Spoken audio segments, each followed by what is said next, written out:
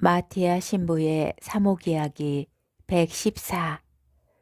사랑하는 교우 여러분, 벌써 대림 제3주일이며 세계의 대림초에 불이 켜지고 우리는 캄캄한 어둠 밤에서 새벽의 찬란한 빛으로 나아가라는 격려와 희망의 말씀을 듣게 됩니다.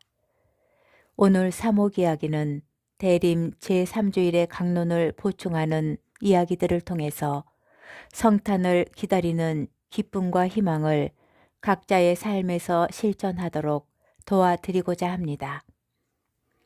독일 아헨 교구의 교구장으로서 훌륭한 사목자요 뛰어난 신학자였던 클라우스 햄멜레 주교는 어느 대림 시기에 다음과 같은 짧은 시를 통해 자신의 교구민들에게 성탄을 맞이하는 마음을 전했습니다.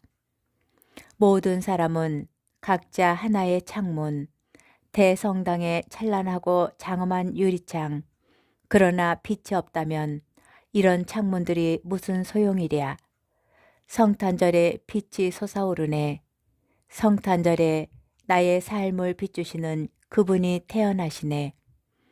비록 내가 아직 나의 삶에서 오직 어둠만을 보고 있을지라도 나는 이제 그분의 빛 속에서 나의 삶을 두 손에 가만히 품고 싶다네. 그 창문은 곧 빛나는 색채로 환해지겠지. 그리고 많은 이들이 빛을 보게 되겠지. 세상에 상처 없는 관계란 없다. 상처 입을 각오로 용기를 내야만 누군가와 가까워질 수 있고 그래야만 비로소 원하는 사랑을 얻을 수 있다. 행복은 결국 관계를 맺고 가꾸어 나가는 과정에 있는 것이다. 있는 그대로 상대방을 아무런 조건 없이 받아들일 수만 있으면 우리는 충분히 사랑할 수 있다. 내가 원하는 모습으로 만들기 위해 그 어떤 힘도 행사하지 않고 상대방을 그저 따뜻한 눈길로 지켜봐 주는 것, 그의 생각과 행동들이 그가 살아온 세월에서 비롯된 것임을 인정함으로써 그의 과거 전부를 끌어안는 것, 그러므로 그의 초라하고 못난 모습도 껴안는 것, 그렇게 아무 조건 없이 누군가를 있는 그대로 받아들이는 일이야말로 그를 진정으로 사랑하는 것이다. 우리가 살면서 누릴 수 있는 행복 가운데 하나는 뭔가 더 노력하지 않아도 뭔가를 숨기지 않아도 지금 이 모습 그대로 누군가에게 사랑받고 누군가를 사랑하는 일이다.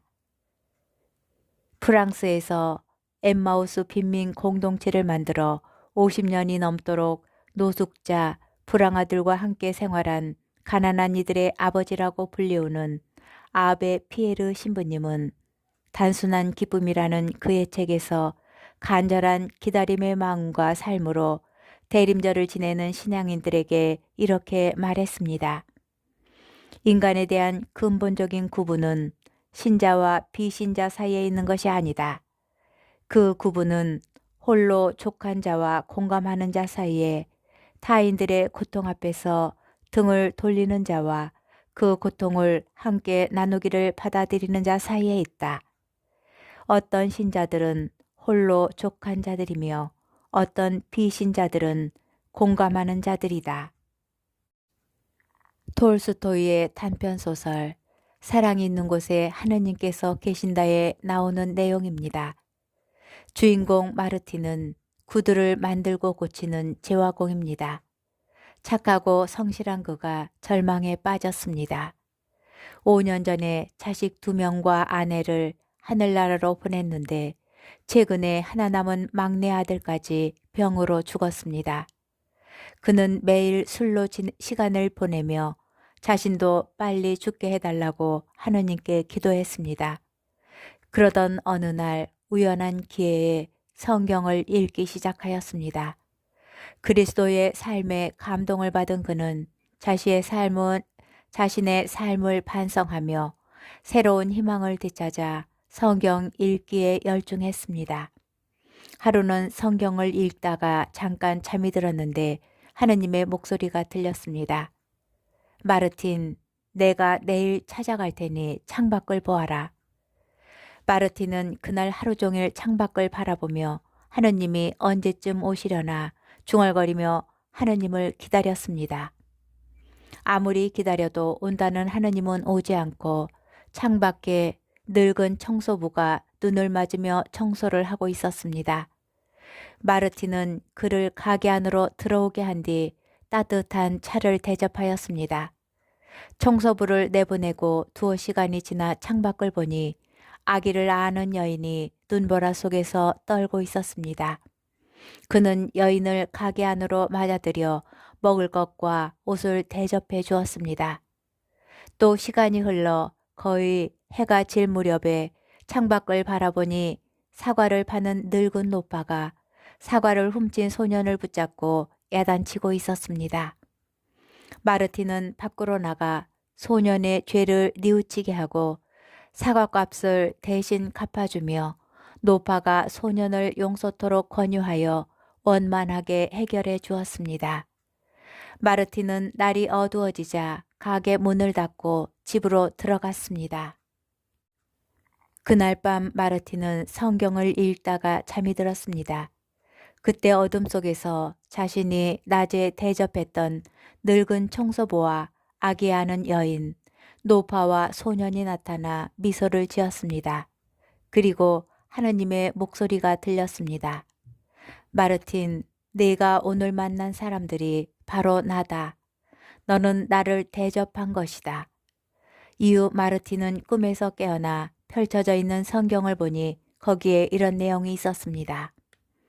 너희는 내가 굶주렸을 때에 먹을 것을 주었고 내가 목말랐을 때에 마실 것을 주었으며 내가 나그네였을 때에 따뜻이 맞아들였다. 또 내가 헐벗었을 때에 입을 것을 주었고 내가 병들었을 때에 돌보아 주었으며 내가 감옥에 있을 때에 찾아주었다. 너희가 내 형제들인 이 가장 작은 이들 가운데 한 사람에게 해준 것이 바로 나에게 해준 것이다. 사랑이 있는 곳에 하느님께서 계신다는 구원의 진리를 뒤늦게 깨닫게 된 마르틴이 하느님을 기다리면서 하루 동안 겪은 이야기입니다.